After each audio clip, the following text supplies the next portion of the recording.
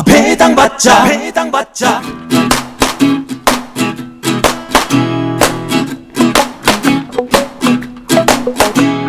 배당받자 배당받자 배당받자 먹고 살게 오늘도 방실방실 밝은 대한민국의 하늘 도대체 누구를 믿어야 하나 아무것도 보이지 않는 어두움 속에서 지푸라기라도 잡고 싶 지금 우리가 생각하는 일반적인 관념들은 어떤 뭐 OECD 우리가 회원국이라면 뭐 이명박 대통령 원래는 G5에서 G7에서 뭐 G9으로 가려고 그러다가 이명박 대통령 때 G20로 바뀌었는데 OECD에서 우리한테 불이익을 주고 뭐 일본이 우리를 불이익을 주고 뭐 미국이 우리의 뭐 달러 결제 시스템에서 배제를 하고 이런 차원이 아니라는 거예요. 지금 아까도 내가 초반에 얘기했지만 이 지금 모든 질문의 핵심은 양적 완화는 근본인 시대의 양적 완화는 굉장히 문제가 되는 거예요. 근본인 시대에. 왜냐하면 금액 각 나라나 어떤 기관이나 어떤 주체들이 금을 가진 양만큼의 통화량을 발행을 해야만 되는 게 근본이고 지금은 종이 앞에 시대란 말이에요. 그러니까 변동 환율의 시대란 말이에요. 왜냐하면 아까도 얘기했듯이 환율이라는 거는 교환 가치, 근본의 시대 때는 교환 단순한 각 나라의 통화의 교환 가치 비율을 따지지만 지금은 상대적 가치에 의해서 교환 비율이 정해지기 때문에 상대적 가치는 어떻게 정해지냐? 단순히 그 나라의 뭐 국부라든가 뭐 그게 문제가 되는 게 아니고 그 나라의 경기, 그 나라가 뭐 예를 들어서 뭐 원자재 생산 국가면 부존 자원의 뭐 양 아니면 그 나라의 뭐 정치 상황 우리나라 같으면 뭐 우리나라가 그 분단국이고 어떤 대치 국가이기 때문에 코리아 디스카운트가 있을 수도 있고 어떤 지정학적인 위험도 있을 수 있는데 그렇게 치면 지금은 전 세계적으로 전면전이 일어나는 상황이 아니고 국지전이 일어나는 상황이 많단 말이에요. 이라크 전도 그렇고 예를 들어가지고 국지적으로 일어나는 분쟁들이 많기 때문에 단순히 우리가, 분단국가라고 해서 디스카운트를 받고, 예를 들어서 강대국이 우리가 돈을 찍어낸다고 해서 강대국의 허락을 맡아야 되고, 강대국의 눈치를 봐야 된다 하는 건, 그거는 있을 수 없는 일입니다. 있을 수 없는 일이고, 그렇게 우리가 눈치를 보고 그렇게 했던 당시는 냉전 때, 근본위 시대 때, 근본위 시대가 1971년, 72년도에 끝나버렸단 말이에요. 닉슨 쇼크로, 이건 엄연한 국제적 현상이고, 팩트란 말이에요. 팩트인 사실을 두고, 우리가 그런 잘못된 관념을, 양적 완화를 하면 물가가 올라가고 인플레가 온다.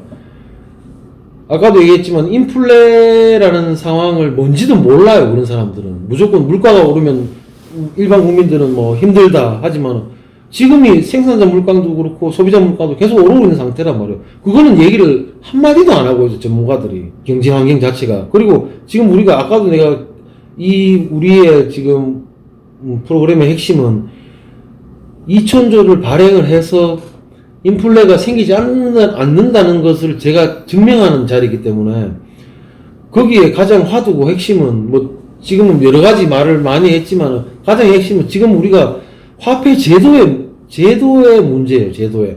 화폐 지금 우리가 어떤 제도상에 있는 건지. 그러니까 아까 최 PD 말대로 우리가 2,000조를 푼다고 해서 누구의 허락을 받고, 어떤 세력의 자격을 구해야 되고, 그런 건 없습니다. 그만큼 우리나라가 어느 정도의 사이즈가 커져버렸고, 국제 금융시장에서의 위치도 있단 말이에요. 물론 통화적인 원화가 그만큼 국제시장에서의 어떤 가치를 평가 못 받지만은, 그 가치를 평가 못 받는 이유도 여러 가지가 있습니다. 지금은 다 얘기할 수 없지만은, 단순히 양적 완화를 했다고, OECD 국가에서 퇴출을 하고, 그런 건 없단 말이에요. 그거는 어떻게 보면 잘못된 관념을 우리가 가지고 있다는 거예요. 실제로는 그렇게 움직여지지가, 시장에서는 실제로 그렇게 움직여지는 시장이 아니란 말이에요. 아닌데, 자꾸 그런 식으로 우리나라 경제학자들이나 또 한 번 얘기하지만 그 각 증권사에 있는 경제 패널들, 그리고 그 경제학자들하고 경제 애널들이 얘기한 거를 앵무새처럼 받아 적기만 하는 경제 관련 기자들, 그런 그 기자들이나 학자들이나 경제 애널들이 우리나라 어떤 그 펀더멘탈을 약화시키는 존재들이란 말이에요. 뭐 나는 단정 짓고 어떻게 과감하게 얘기할 수 있는 게, 그들이 우리나라 경제를 망치고 있는 거예요, 지금. 근본이 때의 사고를 가지고 지금 고정환율제가 아니란 말이에요. 변동환율제고, 환경이 많이 변했기 때문에, 그런 근본이 시대의 옛날 그 고전학파, 옛날 그 경제학 이론을 가지고 지금에 대입시키려니까 안 되는 거예요. 시장은 그렇게 돌아가지 국제시장은 그렇게, 우리나라 시장도 마찬가지고, 국제금융시장들은 그렇게 돌아가지 않는데, 계속 그걸 고집을 하고, 그 잘못된 관념이나 고정관념을 가지고 말을 하니까, 일반 국민들은 그거를 TV를 보고 기사를 보고 어떤 뭐 서적을 접하든지 그런 식으로 생각을 하고 있는 거예요. 지금 뭐 다보스라고 그 1년에 한 번씩 하는 국제 금융부터 시작해서 뭐 재무, 그 각 나라의 재무장관들 모여서 하는 다보스 포럼이라는 게 있어요. 다보스 포럼. 다보스 포럼에 그 금융 선진 지수가 있어요. 우리나라가 인도네시아보다 못합니다. 우리나라가 인도네시아보다 못합니까? 인도네시아는 아무런 산업이 없어요. 인도네시아는 그냥 고무나 수출하고, 물론 원유도 생산되고 뭐 여러 가지 뭐 구리도 생산되고 하지만은, 그 국가하고 우리나라는 지금 어느 정도 거의, 우리 국민들은 거의 뭐 선진국화 되어 있기 때문에 생활하는 게 거의 선진국화 되어 있어요. 인도네시아 사람들하고 우리나라하고 생활 지수를 비교할 수 있습니까? 그런데 중요한 거는 국제시장에 나갈 때는 우리나라 경제관료들이나 우리나라 금융시장이 우물한 개구리라는 게 여기서 드러나는 거예요. 우물한 개구리란 말이에요. 다른 선진국, 우리는 항상 피해의식을 가지고 있는 거예요. 피해의식을. 우리는 못 산다. 35,000불인 나라가 못 삽니까? 35,000불인 나라가 못 사는 나라입니까?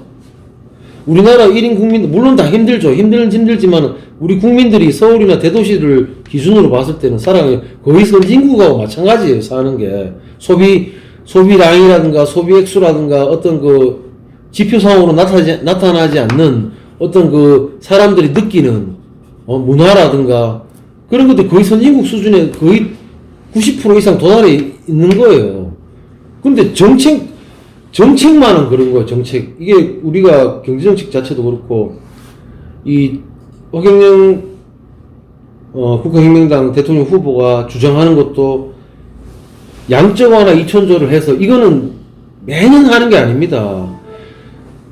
이 국가 상황을 위기 상황으로 판단을 하고 허경영 정부가 들어섰을 때 정책을 펴는 거예요. 이거는 허경영 후보가 대통령이 되면 언제든지 얼마나 어떤 자격을 부여 없이도 할 수 있는 권한이란 말이에요. 권한을 해서 2,000조를 푸는 목적이 뭡니까? 소비시장에 활력을 불어넣겠다는 거예요. 이 선진국의 눈치를 봐야 된다는 거는 97년도 우리가 금융선진화가 자본시장이 개방이 안 됐을 때 문제였고, 97년도 그때는 우리가 자본시장을 91년도에 개방을 했단 말이에요. OECD 가입을 92년도에 했으니까. 그때는 뚝딱뚝딱 하면서 그렇게 해왔다 손 치더라도, 지금은,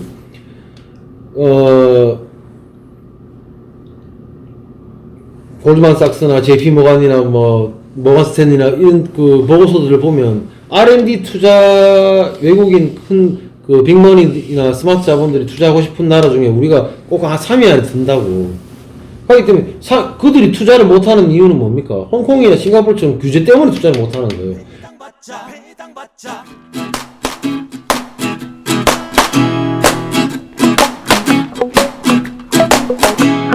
배당받자